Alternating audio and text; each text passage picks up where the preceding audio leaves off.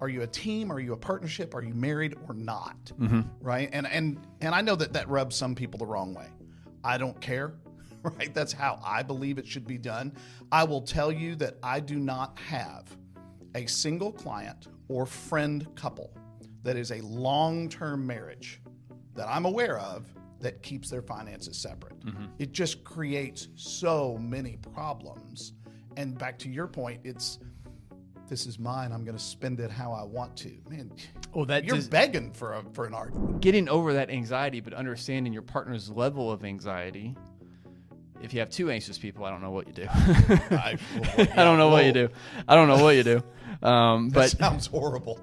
But at least, it's really, really important to understand, because if you understand how much anxiety your partner has when it comes to money, when it comes to finances, that's going to help you better understand all of their decision making.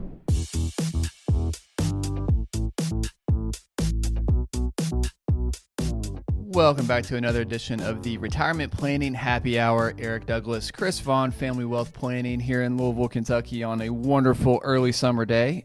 Thanks for joining us. Today, interesting topic. Controversial topic. Well, it go could. ahead and put that one out there. We could potentially wade into a few controversial waters, but that's okay. But I think we started talking about what the number one root of divorce is, or number one cause of divorce is money. It's money. And that kind of led into the idea of us talking about maybe some money habits or some topics around money that really couples should be addressing. And on occasion, from time to time, we do see where some of these topics have not been addressed. And it can kind of lead to, obviously, some serious disagreements around money, around retirement, around future and lifestyle, and all these different things. And they're typically things that should be addressed really up front, probably before getting married, if we're being honest. Agree with that. But definitely these are, I think the idea was to talk about some of these money habits that couples should really be talking about early in their marriage, right? Because really it sets the foundation for really the entire marriage, right, to be perfectly frank. And if your foundation around the idea of money is set properly, that's probably going to lead to a far less of a chance it takes so many of divorce, right? Problems really off the table. For sure. If you lay that out correctly. So we'll kind of go through some of these different topics around, that we've talked about prior to filming today. But before we do that, let's talk about the bourbon that you So we are back to bourbon. The last time we recorded, we changed gears a little bit and we did a beer. And I thought about doing something else, but it's like, you know what? I've got this thing sitting up on my shelf and I'm dying to open it because I haven't tried this. This is the Maker's Mark Cellar Aged. Now, I have had Maker's Mark Cellar Aged before. I just haven't had the 2025 version. This is a annual release that they do. Maker's Mark, and this is new to me, by the way. So right, I've never had a cellar aged. And just for proof, here's we opened this up right before we started filming, so I have not tasted the 2025. I'm about to find out.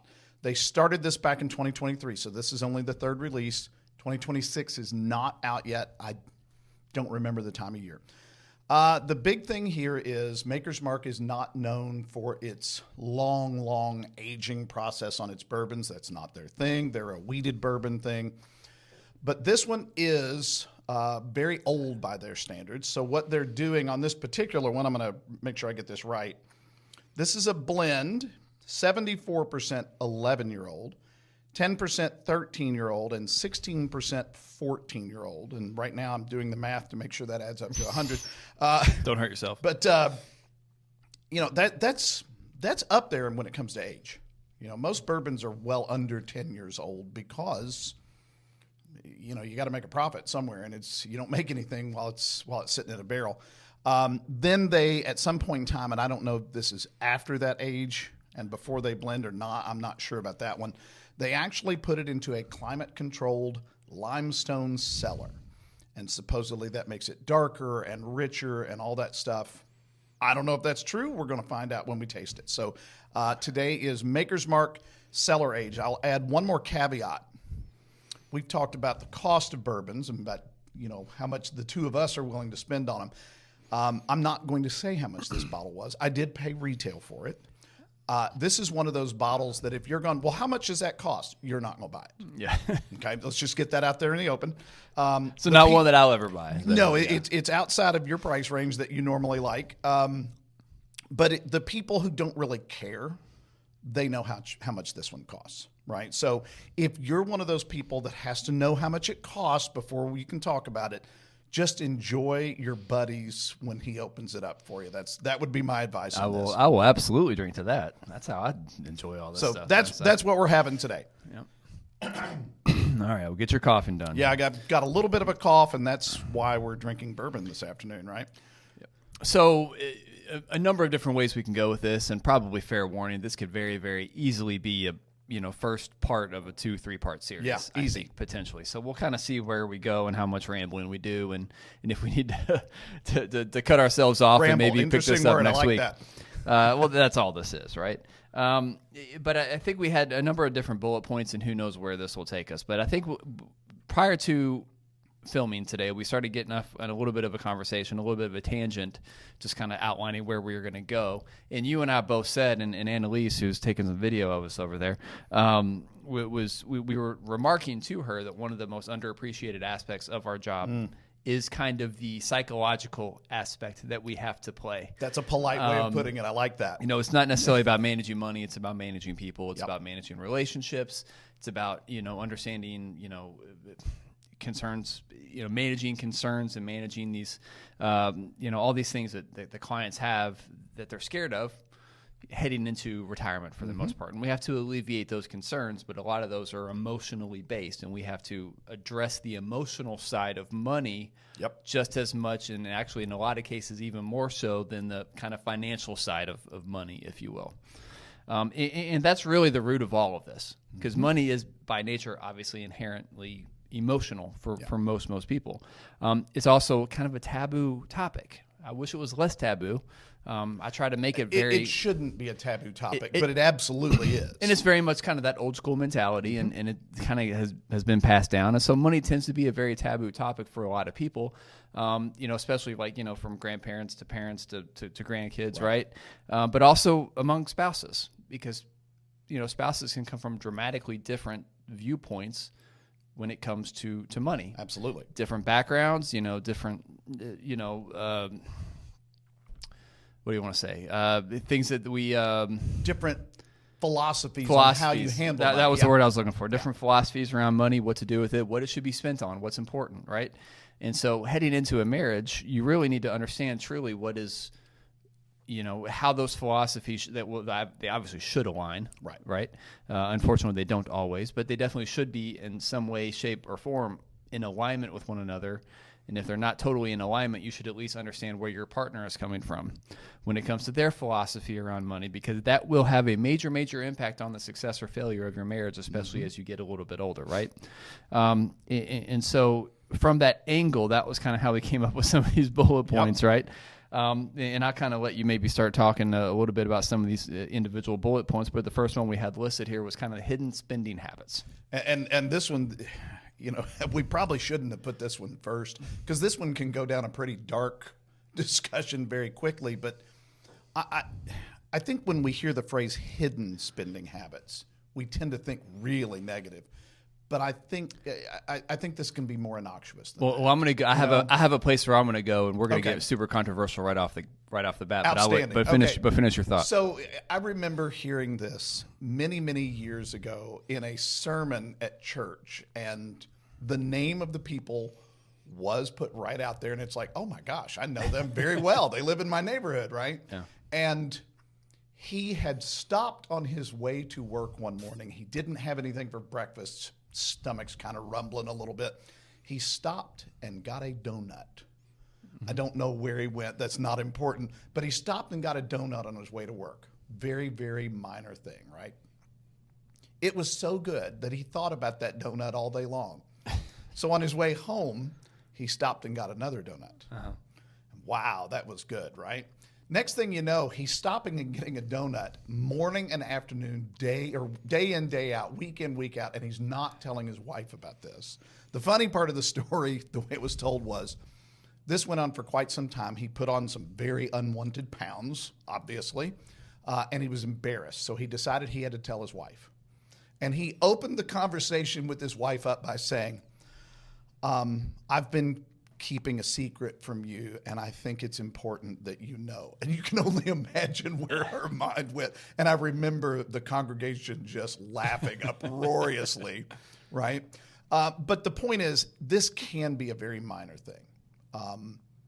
But if you've got one of these little bitty spending habits, but you're not telling your spouse about it, it can lead to some real problems. What you think is not a big deal, he or she might go, that's a major issue. I've got a problem with that.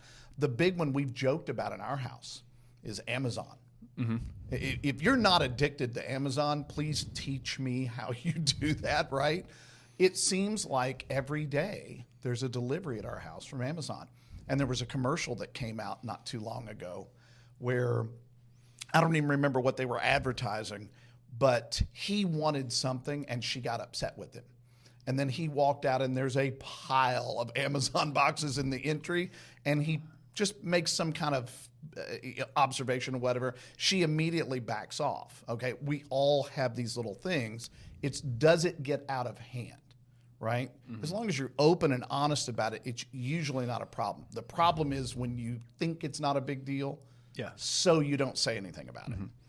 So I was going to say where I was going to go with this specifically when it comes to kind of hidden spending habits. Obviously, our brains kind of immediately want to go to the negative and kind of the dark stuff, right? And no, that's not what I'm referring to at all. What I will say when it comes to kind of hidden spending habits, I will say when couples keep things separate. Oh, yeah, you're going into another category, and I love this one. Because we don't have this is not one of the bullet points, but when couples keep things separate, 2 separate checking accounts and maybe a joint account as well, you can kind of do whatever you want in your individual account. Yep. Once again, we're not talking about anything dark or, nothing like that. Totally innocuous stuff. But this is my money. I'm going to spend it the way that I want to spend it, and I don't have to answer to you for it. Typically, I don't understand, what to each their own. And for a lot of folks, I've seen it work. I don't personally understand how that works. I'm with you. And you said the key word. This is my money. Exactly. Now, I've had clients tell me that before. This is one that I'm very passionate about. No, it's not your money. It's y'all's money, right? I apologize to the people on the West Coast who are listening, and I use the word y'all. It's ours, right? It's not yours. This part's yours and this part's mine. It's ours. That's where you get into one of those things that are you a team? Are you a partnership? Are you married or not? Mm-hmm. Right? And I know that rubs some people the wrong way. I don't care, right? That's how I believe it should be done. I will tell you that I do not have a single client or friend couple that is a long-term marriage that I'm aware of that keeps their finances separate. Mm-hmm. It just creates so many problems.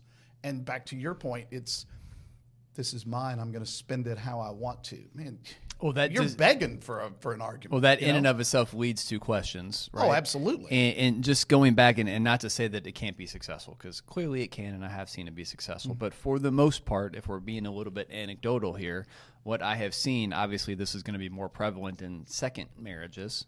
Yeah. And usually is prevalent in second marriages because there was an issue with money in the first marriage. Right. Yeah. Very good. and so because you had an issue in the first marriage when it came to money, you're kind of creating problems in the second marriage around money because you're still not totally trusting because maybe you were burned by someone in the past, right?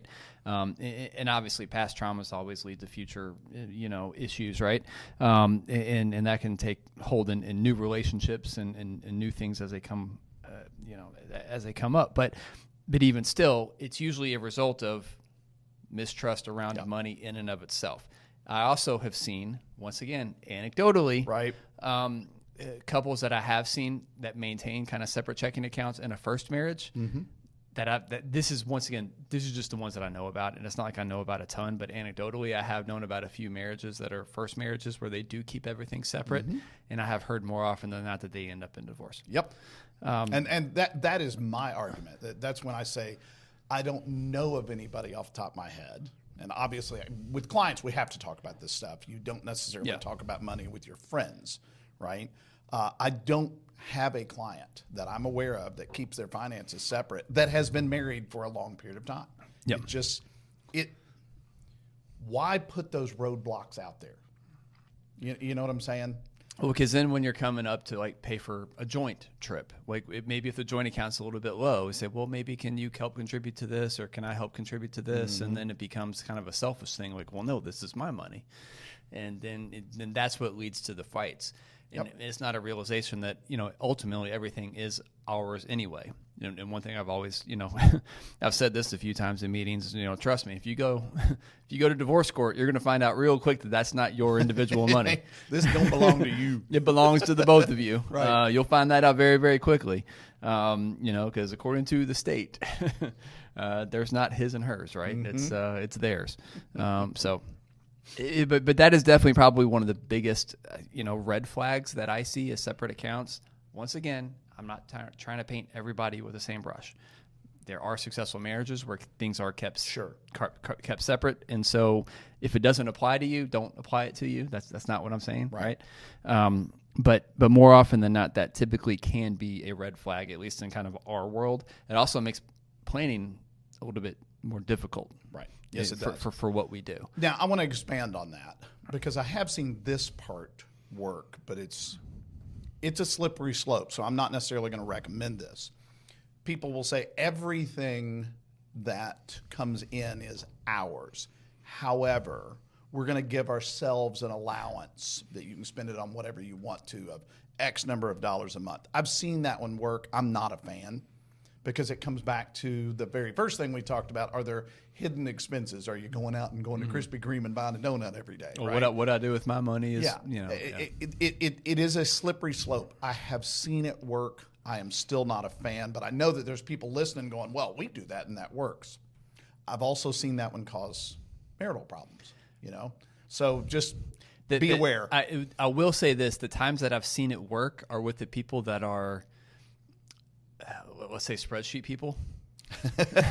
We all know that type. Where they just they segment their lives to the degree that it just helps them, like the old envelope system from Dave Ramsey, right. Where I'm going to put this money in this envelope and it's for gas, and this envelope is for groceries. And so people that are able to kind of segment to that great a degree, and that's just the way that their brain works, I have seen that is typically going to be more successful for someone like that. Mm-hmm. That's not most of the population. Right. And even then, and my brain doesn't work that way. I can't. I can do it that way. I think about it from a business point of view where you have a discretionary fund, right? But I'm sorry, I just don't believe that is necessary in a marriage. It creates potential problems. Why would you take a risk that's not needed, right? Yeah. There's no benefit if it does perfectly, right? There's just no benefit to it. Yeah, and at the end of the day, if you're married and you're aligned and you're sharing and you're a team, everything should be shared. Shouldn't be an issue, right? Typically, and we're going to kind of go into this one next, but you go into retirement as a team. You go on vacations together as a team. You do, you buy a house as a team. You raise your kids as a team. Kids are the most expensive, part of having a family, right? So, but all these things, you do together as a team, and then, on the side, you still have some kind of extra account or some kind of money on the side. It just leads to, it just leads to distrust. Yep, at the end there of the you day. go, distrust. At some point, I don't want to say distrust might even be too strong of a word, but it just leads to questions. Potential distrust. It leads to questions, and it leads to potential. Anything that leads to potential distrust, I think, is probably not helpful for most people anyway. But anyway. All right, we've beaten that one to death. I think our opinion is out there. So let's talk about the retirement expectations that you were just talking about. Well, yeah, because I think what we see a lot, one spouse has expectations around when they want to retire or what they want to do in retirement, and the other spouse has something different in mind as far as the way they want to treat their work-life balance, how quickly they want to stop working, whether they want to stop working or not, right? What they want to do with their time. Yeah, I think the biggest arguments, and we've talked about this before, although I think it's been quite a while. I can't remember the last time we talked about it, so we probably need to talk about it again. Mm-hmm. Probably the biggest thing is when one spouse is already retired. Oh yeah, and then they kind of set their own routine and their own expectations, and they kind of build their own life around retirement. And then the other spouse retires a couple of years later and kind of tries to come into their space. And then you got to change everything. Yeah. But not to say that specifically, that aspect of it specifically, but just retirement in general. Mm-hmm. How the two of you view what retirement can and should look like, what that means from not only a monetary standpoint, from a financial standpoint, but obviously from an emotional standpoint, from a lifestyle specifically standpoint. Mm-hmm. What is it that you really want to do in retirement? Because we talk about retiring to something. We talk about doing life. Well, doing retirement, what is it that you're going to do? Doing what, though? So we were actually, and you kind of stole exactly what I was thinking there is, retiring to something, not from something. So we were having a discussion here in the office the other day, one of those questions, rapid fire question things where I'm going to give you, two options. You got to pick one, and it's right now. And one of them was beach or mountains. I've actually used that example with clients many times when we talk about travel, because when we talk to clients about, okay, what does retirement look like to you? Almost every time, one of the first things they say is, well, we want to travel some. And how much they want to travel varies wildly. Beach or mountains? Invariably, she will say beach and he will say mountains. Occasionally it's the opposite way, but you know where I'm going with that. And I thought, okay, my wife and I have been married for 30 years. We get along about as well as anybody you'll meet. And if you said that question to us, she's going to say beach and I'm going to say mountains. So even in one of those situations where you're fairly well aligned, you're not as aligned as you think. We took a cruise a few years ago and we went to Alaska. Now, I'm going to tell you right now, if you've never been on a cruise to Alaska, put it on the bucket list, because it is truly one of the more magical things that I've ever done. Kathy said to me, I'm so glad we went. That was great. I said, awesome, let's book it again. And she said, never again. I don't ever want to go back and say, wait a minute, you just said it was awesome. And she said it was. And I'm glad I did it, and I enjoyed it. But I don't ever want to go back again. It was cold. All right, full disclosure, we went at the beginning of September. When we sailed, everybody was wearing shorts and it was 80 degrees. You know what I mean? It was fantastic weather. I never put on a heavy coat, right? I wore a sweater a couple of times. It was not cold as you would think of it. Yeah.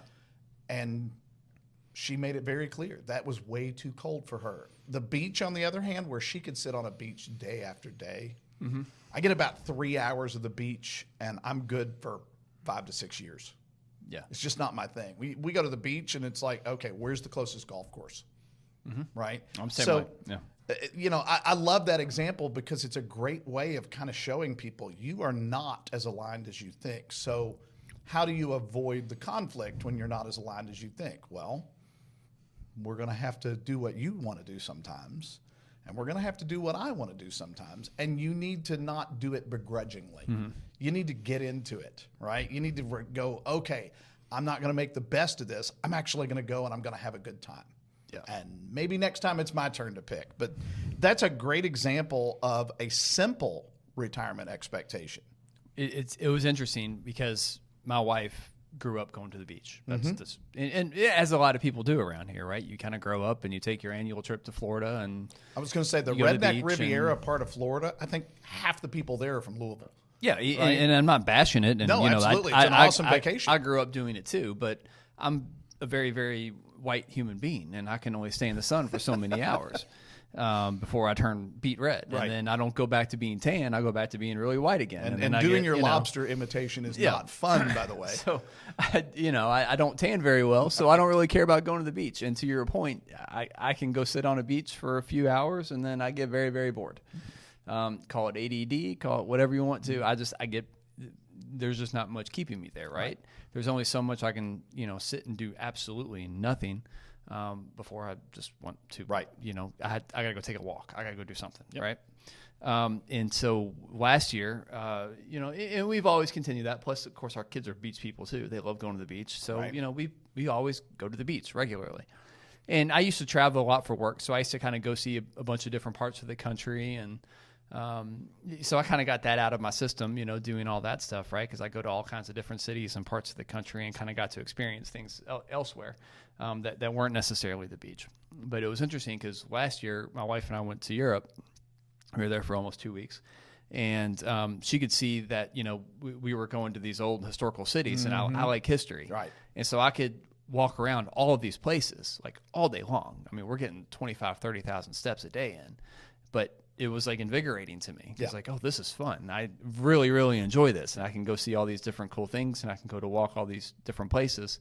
And so my wife could see, I think, pretty clearly that was a lot more fun for me and how much more I enjoyed doing that than just going to a beach and doing nothing. Right. It wasn't that I don't enjoy downtime, but my downtime just looks different than the way she enjoyed it. And some of us don't need as much downtime as others. Now, I'm going to pick on the guys out there because this is almost always the husband in the relationship.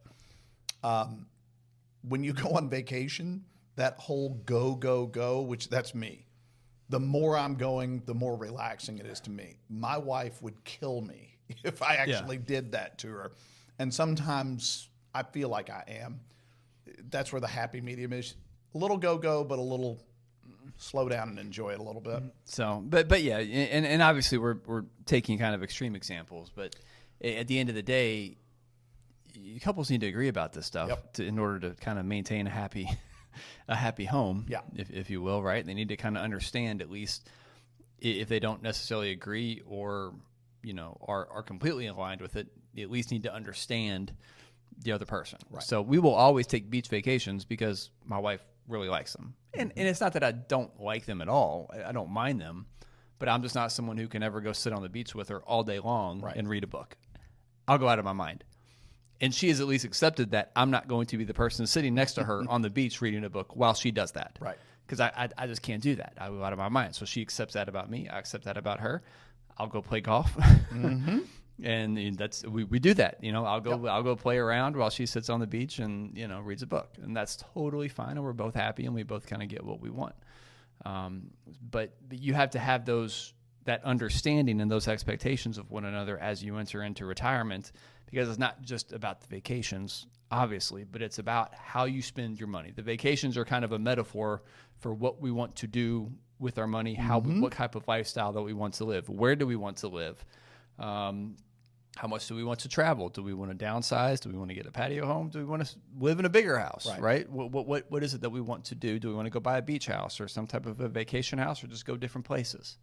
So you're kind of transitioning into a thought that I was having, that this is partly about retirement expectations. It's partly about spending priorities, which is another thing that we had on there. I have heard this one more times than I care to think about.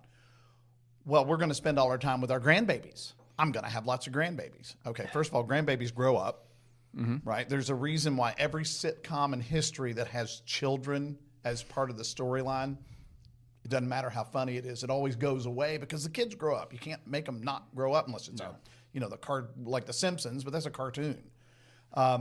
So the other part to that is it you want to spend all your time with your grandbabies, or is it, I'll use that word again, do y'all want to spend a lot of time with those grandbabies? And I've heard that from clients. One of them is really looking forward to this, and the other one is going, I raised my kids. I'm done. My reward for not killing my kids is that I get to talk about my grandbabies, but I don't want to be around them all the time. I'm done with that part. So once again, there's that reaching the happy medium. There's that having the understanding up front that you both agree to, and how are you going to spend money on that? And furthering that transition, how many times have you talked to a client where one of them constantly wants to financially prop up their adult children, and the other one is adamantly against that, right? I've had that conversation more times than I care to think about. And it's like, here's people that have been married 20, 30, 40 years, and all of a sudden they're having some conflict over money because of who they're going to spend that money on, right? Well, it's interesting because I'm 44. So in this industry, I'm still kind of very much on the young side. Oh, absolutely. Yeah. I mean, the average age of a financial advisor across the country is like 65, 63, something like that. I'll be 55 next month. I am still one of the younger people. Yeah, so it's kind of interesting because I've had conversations with clients that are supporting their children that are my age. And I'm like, man, I wish my parents were as generous as you are. And I've made that comment, and you can kind of see one of the parents like, oh, yeah, there's a point there. But that is interesting for sure because you want to do the right thing and you want to help and you know. Yeah. But that kind of goes into a parenting philosophy as well, which is how much rope do you give your kids? I'll go back to something you said a few minutes ago, and I heard these exact words come out of a client's mouth. The adult children, and I've met all of their kids. All of their kids are in their 30s. We're not talking about they just finished school and they're trying desperately to get ahead. No, they've been out there for a while. Yeah. One of them was in financial trouble again, right? So we got on a 3-way phone call, and she said, I just have to help my kids. It was that my word again. They're not yours specifically, they're ours, right? My wife and I have 2 children. I don't have them. We have them. And that may sound simplistic, but I think it's very important to the mindset. If you are thinking about something belonging to you in particular instead of the 2 of you, once again, you may be setting up that argument, that fight, right? And I can tell you right now, as somebody who's been married for a long time, the worst thing that you can ever do is have an argument or a fight, because what are you trying to do when you fight? You're trying to win. Yeah. And the worst thing you could do is win, right? So I don't know. The competitor in me might disagree to some degree. I'm the same way. I'm a competitor. It's like if I'm going to fight, I'm going to do anything it takes to win. And I don't want to hurt my wife, but if we're fighting, that's what I have to do to win, right? No. And that's kind of my point. If you have that mindset of everything is ours, be it our money, be it our kids, whatever, if it's ours, it might change that mindset a little bit and help some people out. But yeah, all that to say, I mean, we talk about kind of lifestyle expectations in retirement or just lifestyle expectations in general. But, as it relates to retirement specifically, do you even want to retire? Because I have seen this where one spouse has these grand designs of retiring together and doing everything together and, moving into this happy bliss and this next chapter of their life. And the other one's like, I don't want to quit working. I like what I do.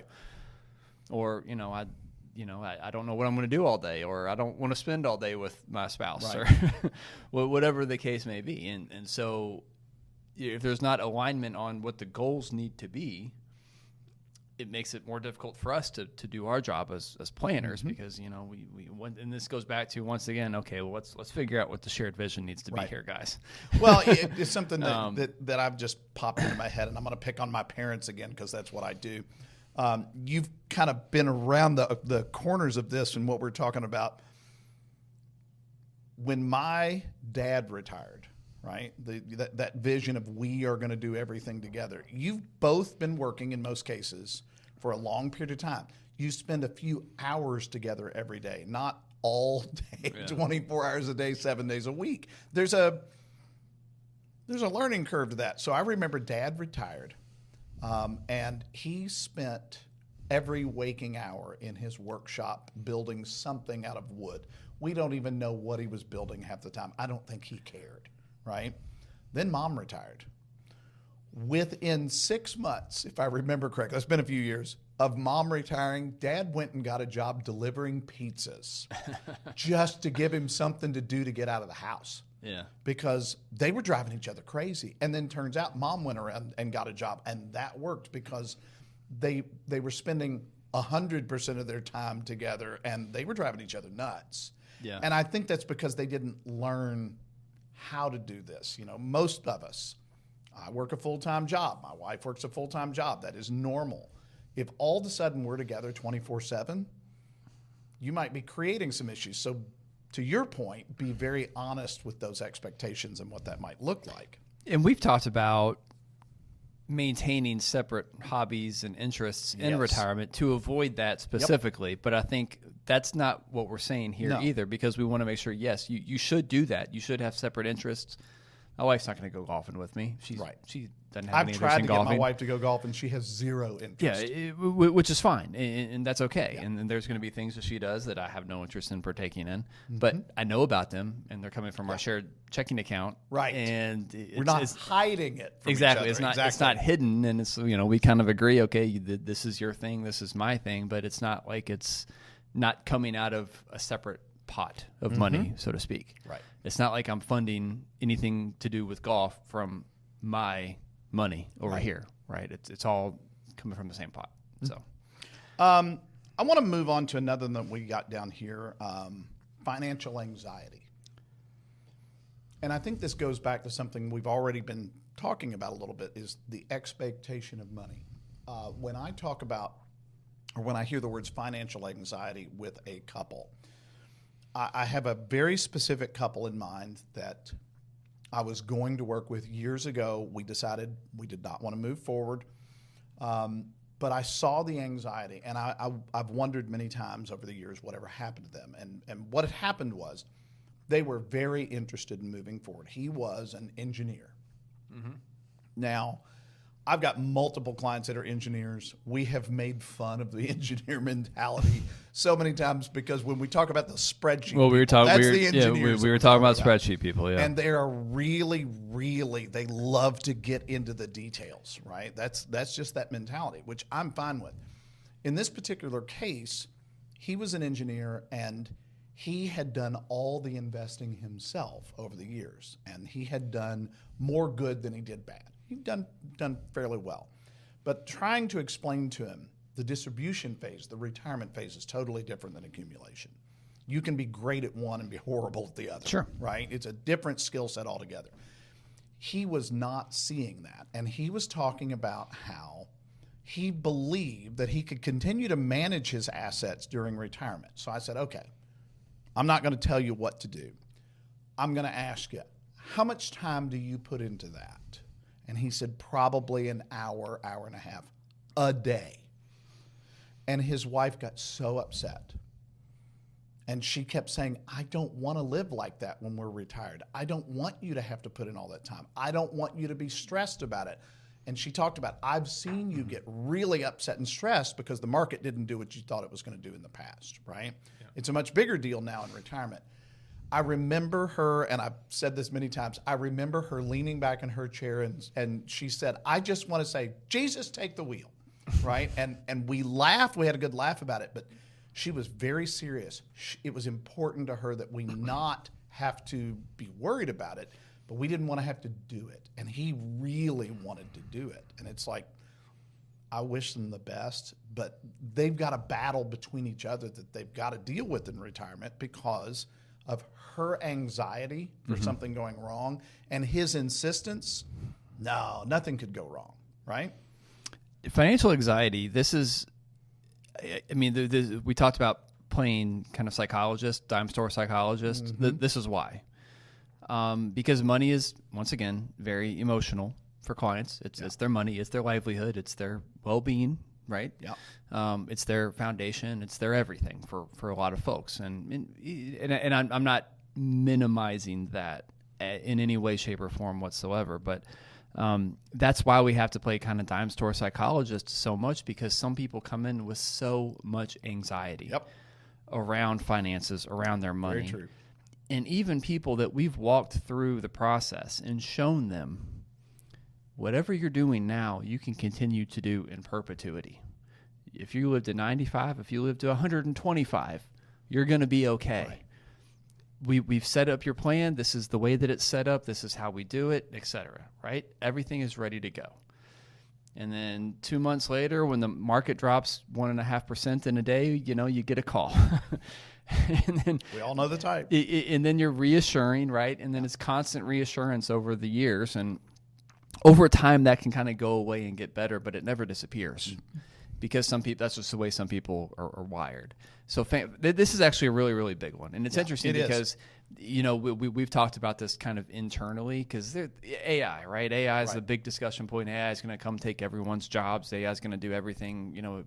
The world's going to be ruined because of AI. I totally disagree. We've done a podcast on that. I think we probably are going to need to do another one. Totally disagree. But this is why we will never be replaced. I was hoping you were going to go down this road. This is why we won't be replaced, because people need to feel better. What we do, a lot of the money management in and of itself, I mean, you can learn that. You can go on YouTube. If you really wanted to teach yourself kind of, what index funds to buy, you can kind of do it yourself and not get in too much trouble. Now, when you create a distribution strategy, you could potentially get in trouble, but there's enough videos out there, and if you have enough money, you'll probably be okay. Is it the best way that you could have done it? Probably not. But you know what? You can probably find a way to do it yourself and feel better about yourself by not having to pay someone like us. That's not everybody. A lot of people need reassurance, constant reassurance, which is okay. But that's what we're here for, right? And that's why we create plans the way that we do. And this is why I really don't see us losing our jobs to AI as an industry. And I don't see a lot of industries losing their jobs to AI either, to be perfectly frank. They're just going to morph, but that's a different discussion. It'll change, and just like our jobs are going to change, and we've already done the episode on that. But but this is a really big deal, because money is so terribly emotional to people that they just need reassurances. And even if you reassure them once, doesn't mean you're not going to have to do it again next month. I, as a general rule with the clients that I work with, probably 90% of them, I'm meeting with them a couple of times a year, and it's really kind of determined by them. But when we start getting within a couple of years of retirement, and certainly for the first 3 years after retirement, I tell them, I want to see you 3 times a year. That's a minimum. Mm-hmm. Really? Why so much? Because you're going to need reassurance. No, we're good. We understand it. Yeah, trust me. You're going to need reassurance when all of a sudden the money is not coming in from that job source anymore. When the amount of money that you have to work with now has to last basically an indefinite period of time. Mm-hmm. You're going to have some questions, some concerns. The anxiety is going to come up, and I'm going to go ahead and just kind of pre-schedule that to help alleviate it, because it's going to happen. I've never had anybody tell me this was a waste of time. I don't need to do it this often. We don't have that anxiety. They all do, right? And that's, to your point, that's where this particular issue, that financial anxiety, is the reason why AI is not going to take over that part of our business. It just can't. Well, financial anxiety specifically it's those clients specifically in mind, or the reason why we rebranded and created our tagline. Yes. In the way that we did, do life on purpose. Because we spend so much time reassuring those clients that they're okay to go do life, to go accomplish their dreams, to go do the things that they want to do that bring them joy, as opposed to sitting around staring at spreadsheets for an hour and a half a day, right? Worrying about something that they really can't possibly control. Right. That their focus needs to be on going out and doing life, enjoying things, and doing it on purpose, with joy, with gratitude, because they're in a position to be able to do that, right? Yep. But going back to kind of the idea around talking about this at a young age, and understanding your spouse, and understanding what level of anxiety they have around money, around finances, because once again, money is the number one cause of divorce. Mm-hmm. This is what leads to fights, and I see it. My wife and I don't fight about money, but there is a difference in the way that we were raised, because the way I was raised, not necessarily the way I was raised, but kind of from where I come from, I didn't come from much. Right. I don't need much to be happy. I don't really have much anxiety around money, because I know what it's like to not have it. Mm-hmm. So if I have a little bit, I'm okay.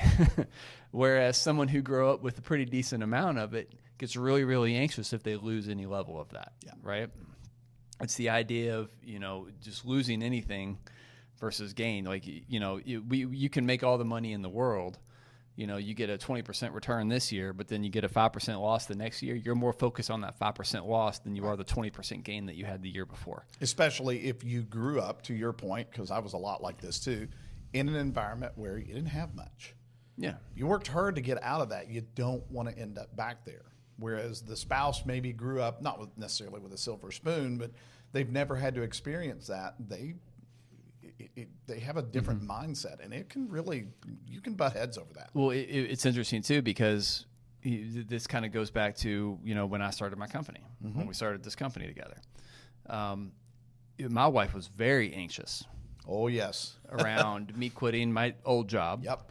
And I had some level of success, and we had a certain lifestyle that we'd kind of become accustomed to, and it was blessed and was, and all that. But to leave that and start from scratch, to start from zero, right? When your kids are already in school, and you've got the health insurance and the mortgage and the car payments and all that stuff. Isn't it funny how the risk taker always marries the non-risk taker? Well, but this goes back to, like, I don't have much level of financial anxiety because I just kind of grew up without it, and I know, well, if it all goes to hell, I'll figure out a way to I'll either Figured make it out before, right? I'll either figure it out, or I'll make it back, or I'll do something. I'll be okay. I don't let money. I don't treat it like an idol.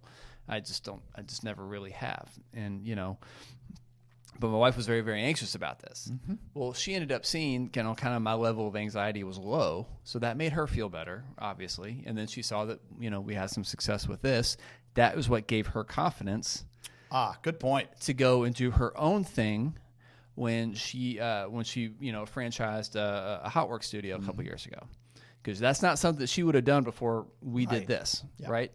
Because she had way too much anxiety around me doing this. But when she saw the level of success and the level of joy that was brought because, we were able to get over kind of her anxiety together, it helped her get the confidence to get over her level of anxiety to do this other new venture. And it's brought her so much joy, so much happiness. And that's what I think really needs to be addressed more than anything is anxiety limits you, especially around money. Financial anxiety keeps you from doing the things that you want to do. It keeps you from taking risks. Risks are where you grow, right? Getting outside of your comfort zone is where you experience growth. That's why we talk about doing life. We talk about doing it on purpose with a plan, not being reckless, but we talk about doing it. Go do it. You only get the trip around the sun, one time, right? So getting over that anxiety, but understanding your partner's level of anxiety. If you have two anxious people, I don't know what you do. I don't know what you do. But sounds horrible.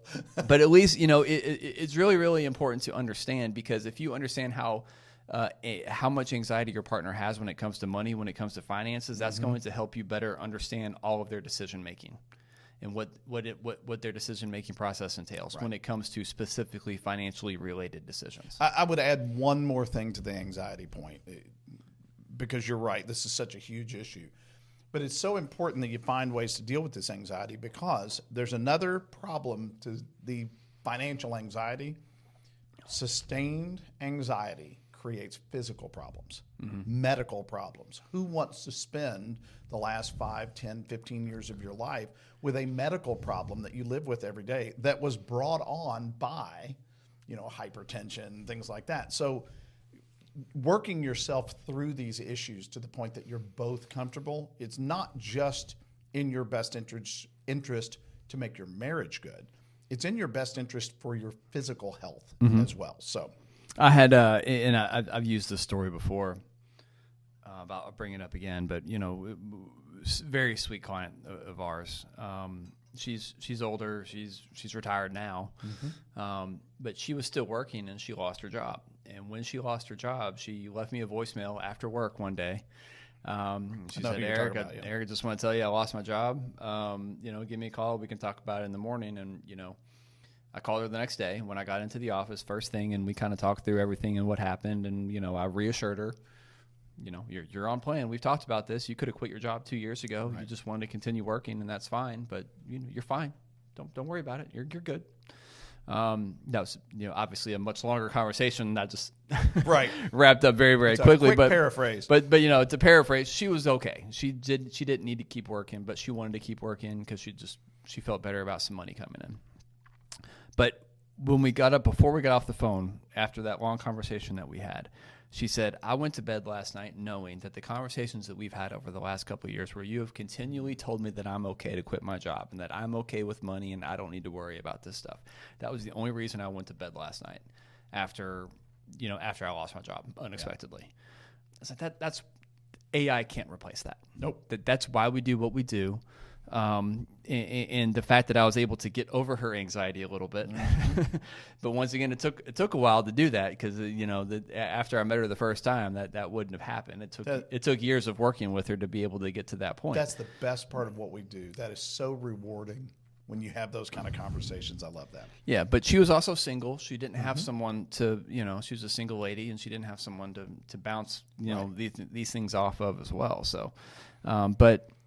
It's important. It's very, very important, and it's very, very important when you're young and early in a marriage to kind of understand where your spouse is coming from a financial standpoint, so you can best understand their level of anxiety and best understand how to communicate with them around what's important to you, what's important to the two of you together, and what type of life that you want to build for yourself. Okay, let's go ahead and tackle this last one before we start wrapping up. Caregiving for parents. In your particular case, I know your dad and your stepmom, so I can only speak to what I've been through and what I've heard other people talk about. My wife and I both have two parents. In both cases, one of them has passed away. My mom is gone, and my father-in-law is gone. And in both of our cases, we come from relatively small families. I am one of three kids. My wife is the older of two. So we see some things coming, right? Both of the surviving parents are in their mid-80s. So, some realities are hitting home. How do you deal with taking care of those parents? Because you're not going to say, well, I don't care. Nobody's going to do that. Right? Not anybody that I would want to be associated with. So how do you go about dealing with, that parent that you need to take care of? Are you going to financially help them? That can be a huge, huge stressor. I would argue, and we've talked about this in classes before when it comes to long-term care giving, not insurance, but the giving of it. It is typically the oldest daughter. It is more than 50% of the time that oldest daughter's family ends up financially supporting the caregiving of the elder parent. You can see where tremendous numbers of problems can come from this. And this is typically with people who have been married for a while, but I can imagine that with people who are in a second marriage where you didn't get married until you were in your, say, 40s or 50s, you don't have that 30, 40, 50-year relationship with the parent. So it's not as big of a deal to you. How do we go about dealing with preparing for caregiving for parents? I just threw you under the bus, didn't I? Well, there's a lot there, right? Yeah, there's a lot to it. There's definitely a lot there. I mean, there's no. It's interesting. It's very cultural. Because I saw a stat. I forgot how many years ago I saw this stat, and it's always stuck with me, and I've always tried to pay attention whenever I'm able to. But they talked about the rates of long-term care for the Asian community. Yep. Is the absolute lowest. Lowest, by far. Because Asians just don't go into long-term care because they go to live with their kids. Yep. Their kids take care. It's like just it's cultural. It's absolutely culturally based. You just do it. You just take care of your parents. Your parents took care of you. It's just embedded in their culture for generations. I mean, centuries. That's a little bit different in our kind of American culture. Yep. And it's interesting too because we don't want to be a bother, and I'll throw myself in this too. I hate picking up, calling people and asking for. I hate asking for favors. I hate it. You and I are together on that one. I despise it, and my wife is always like, "Just do this, go ahead." I'm like, "No, I don't." That's the Gen X in you coming out, right? Yeah, there. I was like, "I'll do it myself. I don't want to bother people," and I'm the 100% the worst at it. But I've talked to my father-in-law about this. My father-in-law is very much on record, and he's told me before, he's like, throw me in a home. I don't want to live with you. Throw me in a home. I don't want to bother you. And I'm like, we'll take care of you. You say that, but Well, we'll take care of you if we need to. But he's told me openly, no, I don't want to live with you. Put me in a home. I don't want to be a burden on you. I don't want to be a burden on the grandkids. Like, no, I don't want to do that. Now, the reality is, especially with men, they're not the ones that need the care. It's usually usually the moms. We typically, we're living at home. We get sick. We go to the hospital. We don't come home. That's the way it works. Yeah, and I'm already on record with my mom saying she's not coming to live with me because we'll drive each other nuts. And she already has a room reserved at my sister's house. Right. The oldest daughter. She's younger than me, but she's the only daughter. She's the oldest daughter. So, but so my mom will end up there at some point in the far, far distant future. She's still very much independent, and so, but that's kind of established. Like she's not coming to live with me. Right. But on the flip side, my mother-in-law, one day maybe, she's far more likely to come stay with me than her son. Yeah. Or stay with my daughter, or I'm sorry, stay with her daughter, my wife. Yeah. Okay. I think we got that right. Yeah. She's far more likely to come stay with my wife than her son. So, potentially one day, maybe, but it's interesting that generationally speaking or culturally speaking, that's probably the biggest determinant of kind of what happens as far as from a care perspective. But caregiving for parents, yes, that's one thing that 100% should be agreed upon. I don't know how much more color you need than that. But well, okay. So the part that I would add to it, you're 100% correct. It needs to be agreed upon. You don't necessarily have to like it, but you need to have a plan of attack for it. But you need to have that conversation before they get where they need you. And I'll, once again, I'll pick on my situation. My dad is still living independently. Now, should he be living independently? That's a different discussion, but he is by his own choice. Can we do a podcast episode on that? Oh, boy. Just tell stories about your dad? I could bring my sisters in, and wow. I'll just drink, you all talk. We'll do that. We had a great story about, and mom and dad both, we had a great story about when the bug zappers first came out. What happened in the backyard. It's a great story sometime. That would be a fun podcast. Anyway, Dad is still living on his own, and he is getting by to the point that he wants to be getting by, right? Is it a stressor upon myself and both of my sisters? Yes. Are the spouses stressed out by it? Yes. But we have already dealt with what if this gets worse, because in theory, it's gonna. In the case of my mother-in-law, that one's a little bit different. My wife has one younger brother. Okay? They do not live in the same town where we are, although they're here in Kentucky. But they have 3 children, and those 3 children are still very much in the house. Whereas my kids, my youngest just graduated from high school. They're getting ready to leave. We have the space, right? And my mother-in-law has Parkinson's, right? So we know that's a progressive disease. It in theory is going to get worse, right? So we've already made those arrangements to be able to take care of her. So my wife and I are not going to start a fight over this because we've already had the conversation. We've already said, okay, here's what we can do. Here's what we're willing to do. But we've laid that plan out. It all goes back to having a plan for what can happen to you, right? As opposed to being reactive when something does happen, right? You said at the beginning of the podcast, most of the things are things that you need to either agree upon before you get married or soon after. But in reality, you don't have these kind of discussions until you're well into that, right? So you need to have them. You need to come up with some kind of a plan of attack for what are you going to do about taking care of your parents. I am not a good caregiver. I think I speak for both of us. You don't want me taking care of you because there's a pretty good chance something's going to go wrong. It's just not my thing.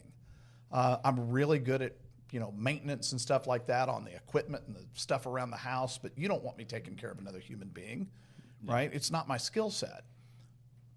That goes back to having that plan of how are we going to deal with mom and or dad when and if there's a problem, right? If you don't address that up front and work through it, and this is where parents, you need to be sharing your finances with your younger children, or with your, your adult children, because they're stressing about this and it's creating problems for them. So the main thing here is plan of attack so that everybody knows what we're going to do when and if the problem comes.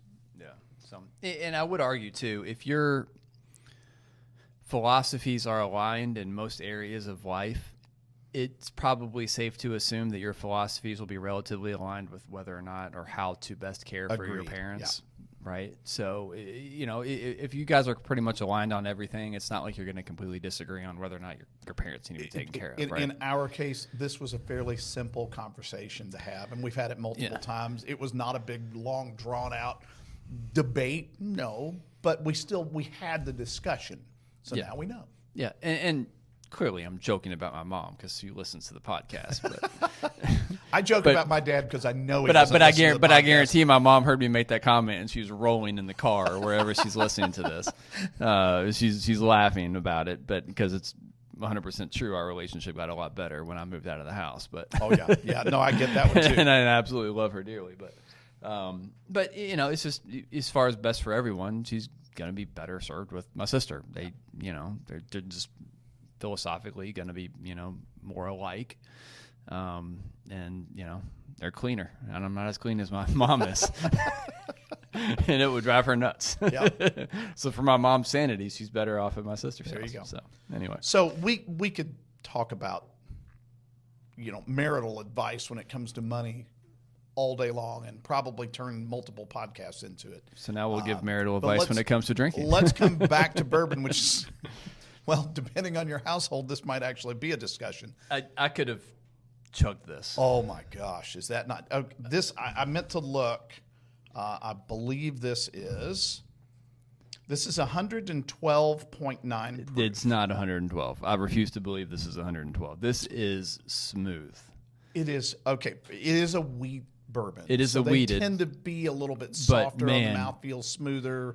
It's all I get the taste on my tongue, which is delicious, but it goes down. There's nothing down there. There's no hug coming down, but at the same time, I can taste it, but there's no right. There is a burn in the flavor, but not a burn in the wow. This is high proof. It's not right. When I put a drop of water in it, the burn, and I'm talking about the flavor burn, really came out right on the tip of my tongue. And when I put a second drop in it, it almost made it more. And it was wonderful. Like when you eat spicy food, you know what I mean? Yeah. Good spicy food tastes good because of that heat flavor to it. This had that. It's rich. It has viscosity to it almost, which I like, all the traditional bourbon flavors, the caramel, the oak flavor, all that stuff is absolutely coming out along with a handful of other little minor flavors. A lot of oak, but it's been aged for over 10 years. If it didn't have a lot of oak to it, I'd be disappointed. But there's some really spicy honey flavors and some maybe some baking spices, stuff like that. This is, I feel like some cinnamon. Maybe a little cinnamon. Yeah. This is awesome. It's very good. This is delicious. I really wish that this was not a limited edition, because to your point, I could easily pour another one of those. Now, at 112.9 proof. Yeah, I'm not going to. You do not want to have a second one of these when you're not at home. Right? Yeah. This is something that's got to be limited, but holy cow, this is good. Yeah, that was a good pour. Wow. That was a very good pour. Part of me is disappointed I didn't open this earlier, I should say, and part of me is so glad that I didn't open it, because now I get to enjoy it. And I will be much more willing to buy the next version when it comes out at some point in time this year. I have no idea.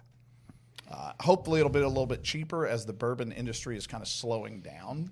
They're putting more and more crazy stuff out there, and the price points on some of it is starting to come down. I'm seeing price points come down quite a bit. I was at a liquor barn last week, and I didn't buy anything, but I was perusing. I bought some stuff, but I didn't buy any bourbon. I didn't need any, but I was just kind of looking at some of the prices, and I could tell some of the prices on things that I've bought before have started to come down. Yeah, I'm still seeing some high prices on some specialty things. The last time that I went into a big box store here in town, I saw last year's Woodford Double Double. Right, that's a very sought after bottle. We've done that one delicious. before, and it's out of this world. it is still $210 a bottle. Yeah. Right. And quite frankly, they'll probably get it, but it'll take a lot longer for them to get it. They're going to sit on inventory for a while, which means, in theory, the prices are going to start coming down, or you're going to start seeing more and more of these unique spinoffs.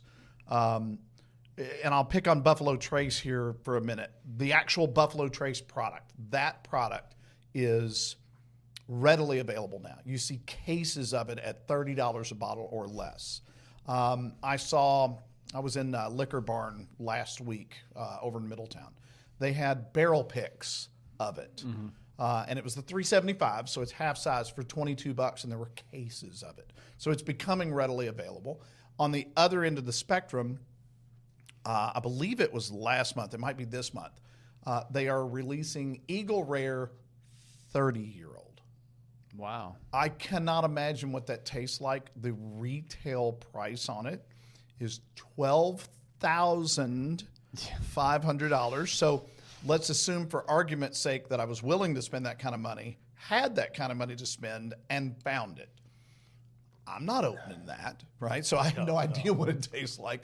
I know that I've seen pictures of the bottle and the presentation and all that, and it looks gorgeous. At $12,000, it better look gorgeous, right? I'll wait for you to come here with that one.